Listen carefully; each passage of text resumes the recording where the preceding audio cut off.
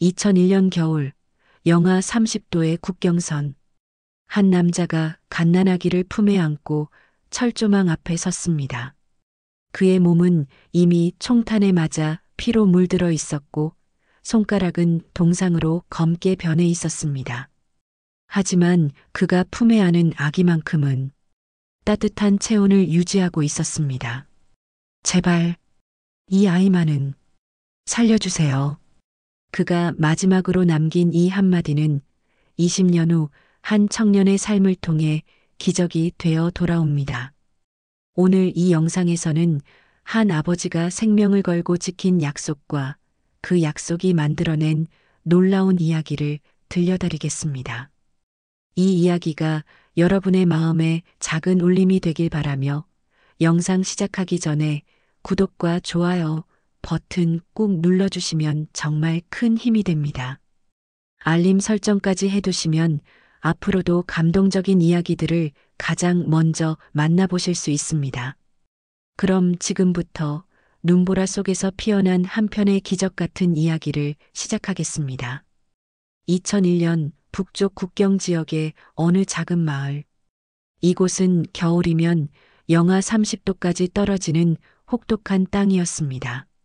마을 사람들은 하루하루를 버티는 것만으로도 벅찬 나날을 보내고 있었습니다. 그곳에 27살의 청년 민철이 살고 있었습니다. 그는 마을의 작은 탄광에서 일하며 아내 수연과 갓 태어난 아들을 돌보고 있었습니다. 아이의 이름은 준우. 세상에 나온 지 이제 막 100일이 된 작은 생명이었습니다. 하지만 그의 겨울은 유난히도 혹독했습니다. 식량 배급은 끊긴 지 오래였고 사람들은 나무 껍질과 풀뿌리로 연명했습니다. 민철의 아내 수연 역시 영양실조와 폐렴으로 하루하루 기력을 잃어가고 있었습니다. 어느 추운 밤 헛간 같은 집안에서 수연은 가늘게 숨을 몰아쉬며 민철의 손을 꼭 잡았습니다. 여보, 미안해요. 나 이제 더는 못 버틸 것 같아.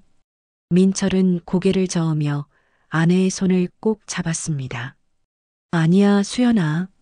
조금만 더 버텨. 봄이 오면 나아질 거야. 우리 준우도 있잖아. 하지만 수연은 이미 알고 있었습니다. 자신에게 남은 시간이 얼마 없다는 것을. 그녀는 흐릿해진 눈으로 요람에 누워있는 아기를 바라보며 힘겹게 말을 이었습니다. 준우만은 꼭 살려줘요. 이 땅에서 굶어 죽게 하지 말아요. 제발. 그날 밤 수연은 남편의 품에서 조용히 눈을 감았습니다. 그녀의 마지막 숨결은 차가운 겨울바람에 섞여 사라졌습니다. 민철은 아내의 시신을 꼭 안고 소리 없이 울었습니다. 눈물조차 얼어붙는 그 밤, 그는 아내의 마지막 부탁을 가슴 깊이 새겼습니다. 이 아이만은 반드시 살려야 한다. 아내의 장례를 치른 후 민철은 마을을 떠나기로 결심했습니다. 이곳에 남아있으면 준우도 자신도 결국 굶어 죽을 것이 분명했습니다. 그는 밤마다 몰래 라디오를 들었습니다. 불법이었지만 그 라디오에서는 가끔 남쪽 세상의 소식이 흘러나왔습니다. 아이들이 학교에 가고 엄마들이 아기에게 우유를 먹이는 평범한 일상들. 민철에게는 꿈 같은 이야기였습니다. 준우야, 아빠가 너를 그곳으로 데려갈게. 꼭. 민철은 작은 보따리를 꾸렸습니다. 낡은 담요 한 장, 아내가 준우를 위해 손수 꿰맨 작은 모자, 그리고 얼음을 녹인 물을 담을 작은 병. 그게 전부였습니다. 마을을 떠나는 것은 곧 사라진 사람이 되는 것을 의미했습니다. 주민등록에서 이름이 지워지고 공식적으로는 존재하지 않는 사람이 되는 것. 하지만 민철에게는 선택의 여지가 없었습니다. 새벽 동이 트기 전 그는 준우를 품에 안고 집을 나섰습니다. 아기는 배고픔에 울음을 터뜨렸지만 민철은 입에 눈을 녹여 조금씩 아이의 입에 흘려보냈습니다. 울지 마, 아가. 조금만 참자. 곧 따뜻한 곳 갈 거야. 국경까지의 거리는 약 200km. 도보로는 최소 일주일이 걸리는 거리였습니다. 하지만 민철은 감시초소를 피하고 순찰대의 눈을 피해 움직여야 했기에 실제로는 그보다 훨씬 더 오랜 시간이 걸릴 것이 분명했습니다. 그는 낮에는 숲속에 숨어 지내고 밤에만 이동했습니다. 눈보라가 치는 날이면 발자국이 금방 지워져 다행이었지만 추위는 견디기 힘들었습니다. 민철은 자신의 외투를 벗어 준우를 꽁꽁 싸맸습니다. 자신이 얼어 죽더라도 아이만은 살려야 했습니다. 사흘째 되는 날 민철은 작은 마을 근처를 지나가다 개 짖는 소리를 들었습니다. 순찰대의 군견이었습니다. 그는 재빨리 숲속으로 몸을 숨겼습니다. 거기 누구 없나? 군인들의 목소리가 가까워졌습니다. 민철은 숨을 죽이고 눈 속에 몸을 낮췄습니다. 준우가 울음을 터뜨리려는 순간 그는 재빨리 손으로 아기의 입을 막았습니다. 너무 세게 막으면 숨이 막힐까? 너무 약하게 막으면 소리가 날까? 그의 손은 떨렸습니다. 다행히 순찰대는 다른 방향으로 가버렸습니다. 민철은 한숨을 돌리며 아기를 꼭 안았습니다. 잘했어, 준우야. 정말 잘했어. 나흘째 민철은 작은 강을 만났습니다. 지도상으로는 얼어붙어 있어야 할 강이었지만 그날따라 날씨가 조금 풀리면서 얼음 위에 균열이 생겨 있었습니다. 강을 돌아가려면 하루는 더 걸릴 터였습니다. 하지만 준우는 이미 며칠째 제대로 된 음식을 먹지 못해 축 늘어져 있었습니다. 민철은 결단을 내렸습니다. 건너자. 빨리 가야 해. 그는 조심스럽게 얼음 위에 발을 디뎠습니다. 발밑에서 뚝 하는 소리가 날 때마다 심장이 멎는 듯 했습니다. 한 걸음, 두 걸음. 준우를 품에 꼭 안고 천천히 앞으로 나아갔습니다. 하지만 강 한가운데쯤 왔을 때 그가 두려워하던 일이 일어났습니다. 우두둑. 얼음이 갈라지는 소리와 함께 민철의 몸이 차가운 물속으로 빠져들었습니다. 순간적으로 온몸을 관통하는 추위. 그는 반사적으로 준우를 머리 위로 들어 올렸습니다. 물속에서 민철은 필사적으로 발버둥 쳤습니다. 한 손으로는 아기를 물 위로 밀어 올리고 다른 손으로는 얼음 가장자리를 붙잡았습니다. 손가락 끝이 찢어지고 피가 흘렀지만 그는 이를 악물고 버텼습니다. 겨우겨우 강둑으로 기어 올라온 민철은 젖은 옷을 벗어 물기를 짜냈습니다. 준우의 옷도 축축하게 젖어 있었습니다. 그는 자신의 마른 속옷을 벗어 아기를 감싸고 젖은 외투를 다시 걸쳤습니다. 괜찮아, 준우야. 아빠가 있잖아. 절대 너를 놓지 않을 거야. 하지만 그날 밤 민철은 고열에 시달렸습니다. 온몸이 떨리고 의식이 흐려졌습니다. 그럼에도 그는 준우를 품에서 놓지 않았습니다. 자신의 체온이 식으면 아이도 얼어 죽을 것이기 때문입니다. 일주일째 민철은 마침내 국경 지역에 도착했습니다. 멀리 철조망이 보였습니다. 저 너머가 바로 남쪽.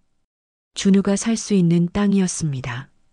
하지만 그 사이에는 지뢰밭과 감시초소 그리고 군경과 탐조 등이 24시간 경계를 서고 있었습니다. 500m마다 하나씩 배치된 초소에서는 불빛이 하늘을 가르고 있었습니다. 민철은 사흘 동안 철조망 주변을 관찰했습니다. 순찰 시간, 교대 시간, 군견이 지나가는 경로, 모든 것을 머릿속에 새겼습니다. 그러던 어느 날 밤 그는 작은 틈새를 발견했습니다. 철조망 밑부분에 눈이 쌓여 있고 그곳이 살짝 들려 있는 것처럼 보였습니다. 저기다. 저기로 가야 해. 민철은 그날 밤을 기다렸습니다. 눈보라가 치는 밤이면 시야가 나빠져 경비가 느슨해질 것이었습니다. 그리고 마침 그날 밤 하늘에서 한방눈이 내리기 시작했습니다. 새벽 2시 민철은 준우를 품에 꼭 안고 마지막 기도를 했습니다. 준우야, 이제 정말 마지막이야. 조금만 더 참자. 아빠가 꼭 너를 살려줄게. 그는 천천히 철조망을 향해 기어갔습니다. 눈 위에 엎드려 소리 없이 움직였습니다. 탐조등이 지나가면 멈추고 다시 어둠이 오면 움직였습니다. 50m, 30m, 10m. 철조망이 코앞까지 다가왔습니다. 민철은 손으로 눈을 치우며 철조망 아래를 살폈습니다. 역시 작은 틈이 있었습니다. 그는 조심스럽게 철조망을 들어 올렸습니다. 날카로운 철망이 손바닥을 베었지만 그는 이를 악물고 참았습니다. 피가 눈 위에 뚝뚝 떨어졌습니다. 조금만 더. 그때였습니다. 와랄랄. 갑자기 궁견의 짖음이 터져 나왔습니다. 초소에서 탐조등이 일제히 그를 향해 돌아왔습니다. 거기 누구야? 움직이지 마. 민철의 심장이 멎는 듯 했습니다. 하지만 그는 멈추지 않았습니다. 오히려 더 빠르게 철조망 밑으로 몸을 밀어 넣었습니다. 탕탕. 총성이 울렸습니다. 첫 번째 총알은 민철의 어깨를 스쳤습니다. 뜨거운 통증이 온몸을 관통했지만 그는 비명조차 삼켰습니다. 준우가 놀랄까봐. 두 번째 총알은 그의 허벅지에 박혔습니다. 다리에서 힘이 빠졌지만 그는 팔로 몸을 끌며 앞으로 나아갔습니다. 발사 중지. 아기가 있어. 누군가의 외침이 들렸지만 이미 세 번째 총성이 울렸습니다. 이번엔 민철의 등을 스쳤습니다. 그는 온 힘을 다해 철조망 밑으로 몸을 밀어 넣었습니다. 날카로운 철조망이 등과 팔을 찢었습니다. 옷이 걸리고 살점이 뜯겨나갔습니다. 하지만 그의 팔은 단 한순간도 준우를 놓지 않았습니다. 신음을 삼키며 민철은 마침내 철조망을 빠져나왔습니다. 그의 몸은 피로 범벅이 되어 있었습니다. 눈 위에 붉은 자국이 길게 이어졌습니다. 하지만 그는 멈추지 않았습니다. 기어서라도, 아니 굴러서라도 조금이라도 더 남쪽으로 가야 했습니다. 10m, 20m. 그는 마지막 힘을 짜내 앞으로 나아갔습니다. 뒤에서 궁견의 짖음과 군인들의 고함이 들렸지만 그는 뒤돌아보지 않았습니다. 그리고 마침내 그는 하얀 눈 위에 쓰러졌습니다. 민철의 시야가 흐려졌습니다. 하늘이 빙글빙글 돌았습니다. 춥지 않았습니다. 아니, 이제는 아무것도 느껴지지 않았습니다. 그는 마지막 남은 힘으로 준우를 눈 위에 조심스럽게 내려놓았습니다. 그리고 자신의 외투를 벗어 아기를 덮어주었습니다.